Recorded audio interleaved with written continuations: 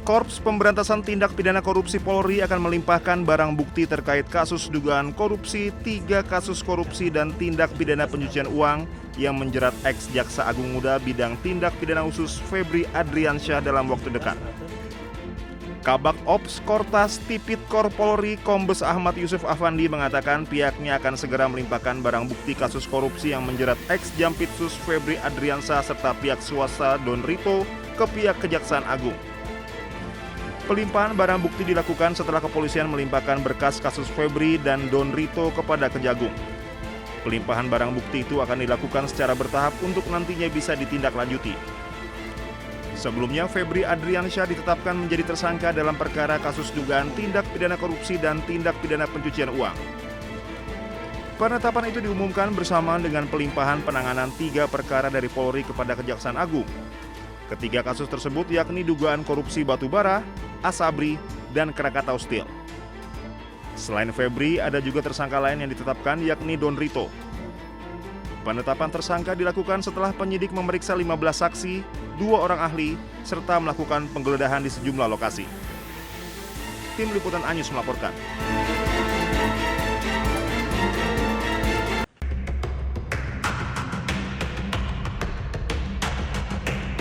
Kasus korupsi yang menjerat ex-Jampitsus Febri Adriansyah membuat publik terhenyak. Bagaimana tidak, sosok yang seharusnya memberantas korupsi justru menjadi aktor pelaku korupsi. Tidak main-main, Febri terlibat dalam 3 kasus korupsi besar yang sudah diselidiki sejak 2018. Pertanyaannya, apakah Febri berperan sebagai aktor tunggal atau ada jaringan hitam dalam lingkaran mega korupsi ini? Ahli hukum pidana Abdul Fikar Hajar menyebut sangat mustahil ex-Jampitsus itu bermain kotor sendirian. Kemungkinan besar ada aktor intelektual yang bertugas mengendalikan tangan Febri. Fikar juga yakin tersangka dalam mega korupsi ini akan terus bertambah. Ia mendesak Kejagung membongkar seluruh jaringan hitam di balik kasus yang menjerat mantan Jampitsusnya. Tetapi sangat mungkin juga umpamanya ada pengendali lain. Nah, pengendali itu bisa bersifat struktural karena jabatan, bisa juga karena hubungan bisnisnya, hubungan uangnya, ya, hubungan ekonomisnya. Ya, orang ini bisa mengatur Febri dari luar, umpamanya karena kemampuan ekonominya, ya, mengendalikan Febri. Nah, jadi sangat mungkin intelektual dader itu berkembang kedua arah itu. Sementara itu, menurut Kejagung setelah menerima penyerahan administrasi dari polisi, saat ini Kejagung masih fokus meneliti barang bukti yang diterimanya. Ya, ini kan kita dulu belum menerima sepenuhnya. Baik itu barang bukti kan sudah teliti. Barang buktinya kan cukup banyak tuh. Yang jelas nanti kita harus sesuai dengan hukum acara. Apalagi kan kebetulan yang disangkakan ini kan penegak hukum. Kita juga harus hati-hati.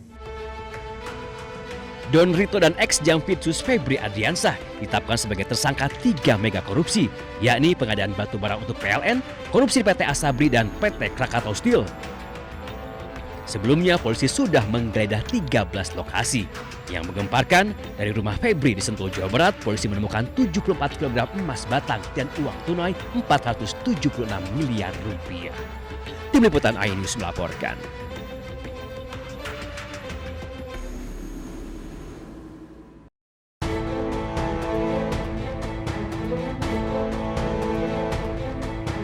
Setelah ditetapkan sebagai tersangka korupsi dan pencucian uang, publik mendesak aparat penegak hukum menelusuri aset yang dimiliki ex-Jampitsus Febri Adriansyah. Tidak hanya menelusuri, aset haram yang dimiliki koruptor juga harus disita. Ahli hukum Hibnu Nugroho menyebut payung hukum yang paling kuat untuk mengejar aset hasil kejahatan adalah dengan segera mengesahkan RUU Perampasan Aset. Hibnu menyebut dengan sahnya RUU Perampasan Aset, maka semua aset hasil korupsi bisa diambil alih oleh negara. Terhadap kasus Pak Febri yang ditemukan emas, itu emasnya dari mana, perolehnya dari apa, dalam tindakan apa, itu sangat bisa ditentukan. Kalau memang tidak bisa menjelaskan dalam pemilikan, bisa dirampas oleh negara. Demikian juga uangnya, itu milik siapa, kepentingannya apa, buktinya apa. Tanah demikian juga, tanahnya dari mana, miliknya siapa, kepentingan apa. Disitulah yang sebetulnya kalau kita ingin mengadopsi undang-undang perampasan aset di negara government law, itu sudah bisa. Tapi tampaknya pemerintah masih hati-hati melakukan perumusan tindak pidana perampasan aset. Sayangnya sejak usulan Undang-Undang Perampasan Aset digulirkan tahun 2008 lalu, hingga kini DPR belum juga mengesahkannya. Belakangan justru muncul isu jika RUU Perampasan Aset telah dikeluarkan dari program prioritas 2026 dengan alasan melanggar hak asasi manusia. Ketua Komisi 3 DPR RI Habibur Rahman menepisnya. Menurut politisi Partai Gerindra itu, hingga kini DPR masih terus berjuang untuk mengesahkan RUU Perampasan Aset. Jadi nggak benar kalau ada hoax di media massa, ada meme-nya juga, tapi kebanyakan dari akun anonim mengatakan DPR menolak pengesahan RUU Perampasan Aset. Faktanya ini udah 3 masa sidang ini kita terus gaspol RDPU ya. Terus membahas ya pembentukan undang-undang perampasan aset ini. Febri Ardiansyah ditetapkan sebagai tersangka korupsi untuk 3 kasus besar. Uang 476 miliar rupiah dan 74 kg emas ditemukan di rumahnya. Dalam laporan harta kekayaan penyelenggara negara atau LHKPN, ex-Jampitsus Febri Ardiansyah hanya tertera 18,26 miliar rupiah. Sementara jumlah uang tunai yang disita 30 kali lipat dari harta yang dilaporkan. Tim Liputan iNews melaporkan.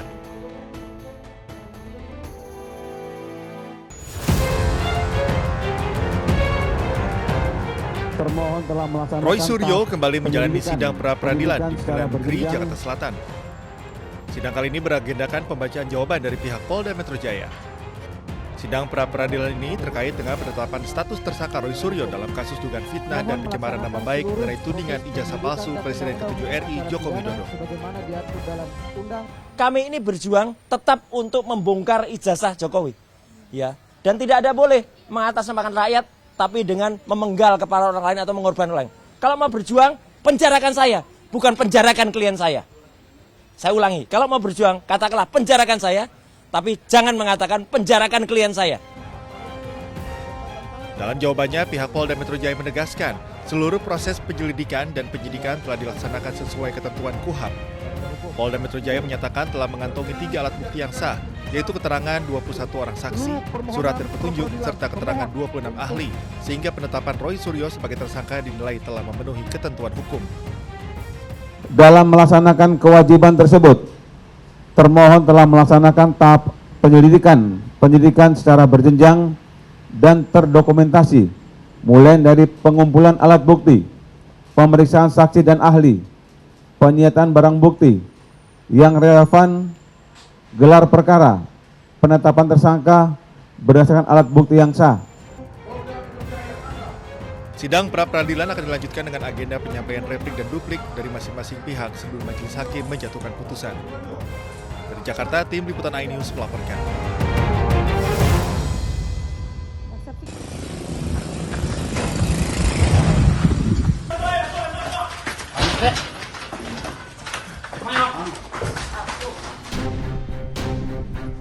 Pelarian Fernando, pria berusia 39 tahun asal Pasaman Timur, berakhir di tangan tim Resmob Satreskrim Polres Solok Selatan. Residivis pencurian hewan ternak yang menjadi buronan ini tidak berkutik saat disergap petugas di kawasan Jorong Durian Taruang, Nagari Lubuk Gadang. Ironisnya, pelaku ditangkap saat sedang tertidur pulas di rumah temannya. Petugas kepolisian mendapati senjata tajam jenis pisau yang diselipkan di pinggang pelaku.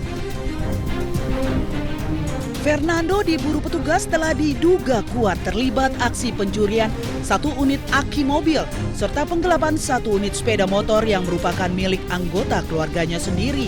Polisi menyita 1 unit aki mobil hasil curian, sementara itu 1 unit sepeda motor yang digelapkan hingga kini masih dalam proses pencarian intensif di lapangan. Pelaku ditemukan sedang tidur di rumah salah satu rekannya. Dan diketahui juga bahwa pelaku menggunakan senjata tajam untuk melindungi diri. Untuk pelaku sendiri merupakan, setelah dilakukannya penyelidikan, pelaku merupakan residivis perkara pencurian hewan ternak. Guna mempertanggungjawabkan perbuatannya, kini Fernando beserta barang bukti berada di Mapolres Solok Selatan. Atas aksi kejahatannya, pelaku dijerat pasal berlapis tentang pencurian dan penggelapan dengan ancaman hukuman penjara maksimal 9 tahun. Dari Kabupaten Solok Selatan, Sumatera Barat, Budi Sunandar, iNews melaporkan.